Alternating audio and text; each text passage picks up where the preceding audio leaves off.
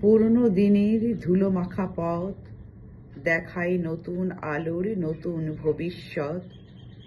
সময় যেন বলে চুপি চুপি, ঝেড়ে ফেলো ক্লান্তি, ভাঙো সব গতি। নতুনই শুরু হোক জীবনের নবরথ।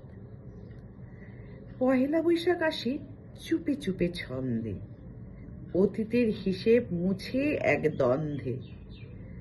আজ হারা জেতার খাতা, শূন্যের ব্যথা, তবু আশা জাগে হৃদয়ের বন্ধে।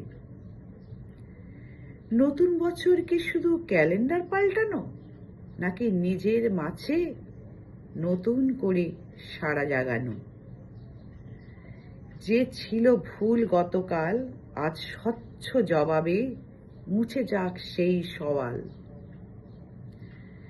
সময়ের মাঝে হোক সবার মঙ্গল।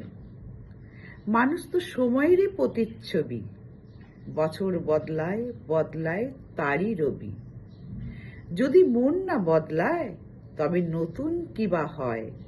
তাই বদলাও নববর্ষে আত্মার ভেতরের সব ছবি।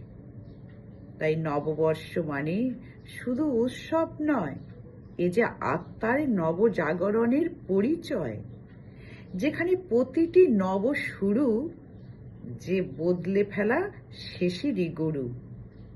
জীবন নিত্য শেখায়, বদলই সত্যময়।